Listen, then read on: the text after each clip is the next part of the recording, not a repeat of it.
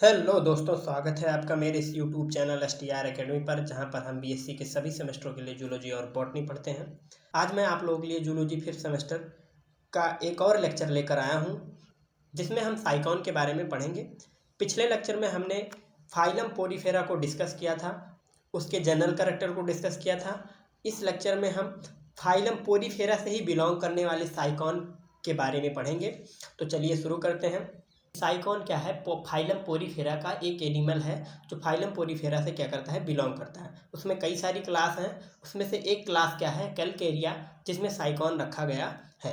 चलिए पढ़ लेते हैं। Sycon is a type of sponge belonging to the class Calcarea which is one of the class within the phylum Porifera. Sponges class are marine organisms are characterised by their tubular body structure and unique canal system.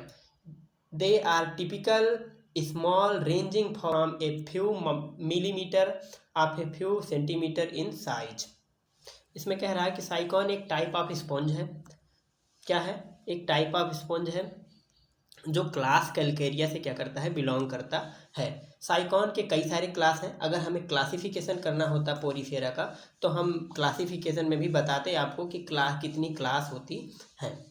ये marine water वाला organism है। ये कभी भी fresh water में नहीं पाया जाएगा, यानी नदियों में नहीं पाया जाएगा, झीलों में नहीं पाया जाएगा। ये केवल ओशियंस में और सीज जो होते हैं, समंदर होते हैं, उन्हीं में पाया जाता है। इनका जो बॉडी स्ट्रक्चर है, ये ट्यूबुलर होता है। ट्यूबुलर का मतलब होता है ऐसा कि जैसे ट्यूब होती है, पाइप होती है, बीच में जगह खाली होती है और साइड साइड से क्या होता है, सर्कल बना होता है। ठीक ऐसे ही क्या होता है, साइकॉन का स्ट्रक्चर होता है। इसमें लिख रहा है कि इनकी जो रेंज होती है वो क्या होती है, मिलीमीटर में होती है या फिर सेंटीमीटर के में आती है। तो चलिए देख लेते हैं इनके बॉडी स्ट्रक्चर कैसे होते हैं। तो बॉडी स्ट्रक्चर में कह रहा है the body of A साइकॉन sponge has a cylindrical shape. आप सभी ने कई बार इनकी इसका फिगर देखा होगा कि जो बॉडी स्ट्रक्चर होता है साइकॉन का, वो सिलेंड्रिकल होता है। इसमें एक ट्यूब लाइक स्ट्रक्चर होता है, जिसे क्या कहते हैं, आट्रियम कहते हैं। अंदर ट्यूब लाइक स्ट्रक्चर मतलब एक पाइप नुमा स्ट्रक्चर होता है, जिसके अंदर क्या होता है, खाली जगह होती है, स्पेस होता है। और वह हुई surrounded by the wall of the cell, जो वो सेल की वॉल से क्या होता है, सराउंडेड होता है। ऐसे समझिए कि जो बीच में इसके स्पेस होता है और साइड साइड से सेल्स क्या होती हैं, घेरे होती हैं। The outer surface of the sponge is covered by the numerous tiny pores called ostia. इसके साइड, जो आउटर साइड होती है, इसमें ढेर सारे पोर होते हैं, ढेर सारे छिद्र होते हैं, जिसे क्या कहा जाता है, ऑस्टिया कहा जाता है।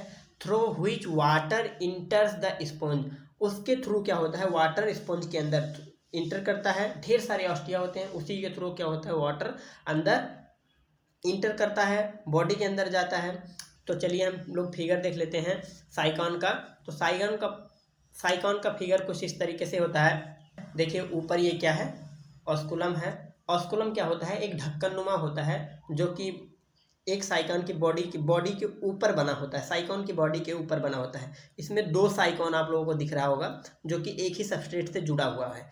ये मूवमेंट नहीं कर सकते हैं, ये अपने जगह पर क्या होते हैं, सेसाइल होते हैं, स्थिर रहते हैं। देखिए यहाँ पर ऑस्टिया लिखा हुआ है। ये ऑस्टिया क्या है, ये इनमें जो न्यूमरस पोर होते हैं, छोटे छोटे पोर होते हैं, इन्हें ऑस्टिया कहा जाता है। ऑस्टिया के जब अंदर देखेंगे, ठीक अंदर, ये जो कवरिंग काट के दिखाई गई है, ये इंटरनल मॉर्फोलॉजी है। जो अंदर की ओर है उसे दिखाया गया है। अंदर में क्या होता है, रेडियल कैनाल होती है, एपोपाइलस होता है और स्पॉन्जोसील होते हैं। अब हम एक एक करके सभी को पढ़ेंगे। हमने साइकॉन का स्ट्रक्चर देख लिया। ऊपर क्या होगा, ऑस्कुलम होगा, और जो बॉडी के सेल्स होंगे, जो सेल्स की चारों ओर, बॉडी के सेल्स के चारों ओर, जैसे कि ये बॉडी है और ये जो बॉडी, ये जो सेल्स हैं, इन्हीं पे क्या होगा, ऑस्टिया होगा। कहाँ होगा, ऑस्टिया इन्हीं पर पोर के रूप में होगा। चलिए आगे देख लेते हैं कैनाल सिस्टम ऑफ साइकॉन। तो जो साइकॉन का कैनाल सिस्टम है, the canal system of Sycon is more complex compare to that of the simplest sponges like the Ascon type. The canal system of Sycon classified as a syconoid type and consist of the following structures. जो canal system होता है Sycon का, वो साइक्नॉइड type का होता है।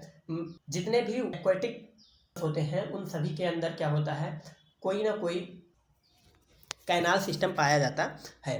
बिना canal system के वाटर के अंदर सर्वाइव करना आसान नहीं होता है, और जितने भी लोअर वर्टिब्रेट्स हैं उनके अंदर क्या होता है, कैनाल सिस्टम पाया जाता है, जिससे से फूड कलेक्ट करते हैं, उसी कैनाल सिस्टम के थ्रू फूड बॉडी के अंदर इंटर करता है। तो ठीक वैसे ही साइकॉन के अंदर साइक्नोइड टाइप का क्या होता है, कैनाल सिस्टम पाया जाता है। और भी जो भी पोरीफेरन्स हैं उनके अंदर अलग अलग टाइप के कैनाल सिस्टम पाए जाते हैं। और जो साइकॉन का कैनाल सिस्टम है उसमें कुछ फॉलोइंग स्ट्रक्चर्स दे रहा है नीचे, वो हम देख लेते हैं। पहला क्या कह रहा है, इन करंट कैनाल्स, जो क्या इन करंट कैनाल में कह रहा है the ostia on the outer surface of the sponge lead to incurrent canals which are narrow tubes that transport water into the sponge. These canals are lined with specialized cells called coinocytes or collar cells. Ostia हमने कहा जो पोर होते हैं body के ऊपर outer surface पर, जो ostia होता है बॉडी के ऊपर, वही इन करंट कैनाल सिस्टम कहलाता है।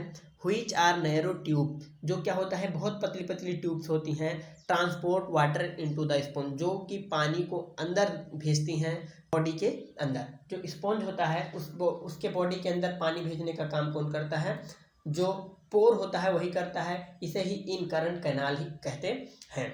इनके साइड में एक स्पेशल स्ट्रक्चर पाया जाता है जिसे कोइनोसाइट्स कहा जाता है, कॉलर सेल्स भी कहते हैं। ये ऐसे पोर के अंदर ऐसे साइड से क्या होती हैं, लगी होती हैं कोइनोसाइट सेल्स, यानी कि कॉलर सेल्स ऐसे पोर के इनसाइड में लगी होती है। और इसी के थ्रू यहाँ पर जैसे वाटर आता है और बॉडी के अंदर चला जाता है।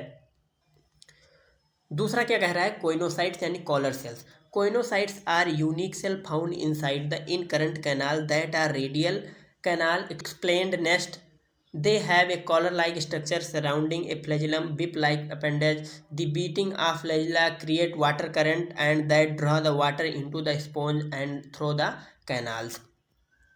कोइनोसाइट्स मैंने आप लोगों को बता दिया कि ये क्या होती हैं, स्पेशल सेल होती हैं जो साइड में होती हैं, किसके, पोर्स के। जो भी पोर हों, जो ऑस्टिया है उन्हीं के साइड में कोइनोसाइट्स होती हैं, कॉलर सेल्स होती हैं, और इनका काम एक ही है कि ये वाटर करंट जनरेट करती हैं। ये बीट करेंगी of flagellum creates water current. The beating of flagellum, इसमें साफ कह रहा है, the beating of flagellum creates water current that draw the water into the sponge and throw the canals. जो कैनाल्स होती हैं उसी के थ्रू क्या करेगा, स्पॉन्ज के अंदर वाटर करंट जनरेट करता है, जिससे पानी अंदर खींच लिया जाता है, ड्रिव कर लिया जाता है। आगे तीसरा है रेडियल कैनाल। रेडियल कैनाल का नंबर कब आता है, जब हमने फिगर देखा था तो फिगर में ऑस्टिया के जस्ट नीचे क्या था, रेडियल कैनाल था, और जो कोइनोसाइट सेल थी वो ऑस्टिया के साइड में क्या थी, कॉलर सेल्स थी। इसके बाद रेडियल सेल में from the incurrent canals the water is directed into the radial canals that deviate from the central atrium. The radial canal are lined with the choanocytes and are responsible for the further filtering the water and capturing the food particles from the incurrent canals। ये कह रहा है incurrent canal में radial canal क्या होती है, just नीचे होती है, किसके, पोर्स के जस्ट नीचे होती है। रेडियल कैनाल रेडिएट करती है सेंट्रल एट्रियम को रेडिएट करती है, यानी डायरेक्शन दिखाती है। The radial canal are lined with the choanocytes. जो अब देखिए रेडियल कैनाल के साइड्स में भी कोइनोसाइट सेल्स पाई जा रही हैं। जो कोइनोसाइट सेल हैं वो पूरे इनकरंट सिस्टम को क्या करती हैं, ढके रहती। तो रेडियल कैनाल का मेन काम क्या है, रिस्पॉन्सिबल फॉर फिल्टर वाटर को फिल्टर करेगी, कैप्चरिंग फूड पार्टिकल्स, जो भी फूड पार्टिकल उसके अंदर आया है जो खाने लायक है उसको कैप्चर करेगा, पकड़ेगा, उसमें से फिर जो खाने योग्य नहीं है उसको क्या करेंगे, बाहर निकाल देंगे। आगे चौथा है प्रोपाइलस एंड एपोपाइलस।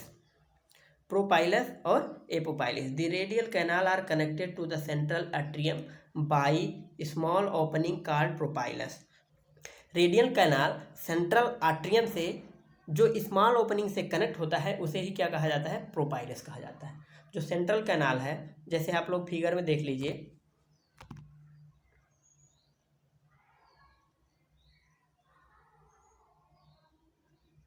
सेंट्रल कैनाल ये बीच में है, सेंट्रल कैनाल, उससे जब रेडियल कैनाल को जो कनेक्ट करता है ये रेडियल कैनाल है, ये रेडियल कैनाल को जो बीच में कनेक्ट करेगा उसे क्या कहा जाता है, प्रोपाइलस कहा जाता है। इसमें साफ साफ दिखाया गया है, ये देखिए ये है एपोपाइलस और प्रोपाइलस और एपोपाइलस एकदम जस्ट साथ ही होते हैं।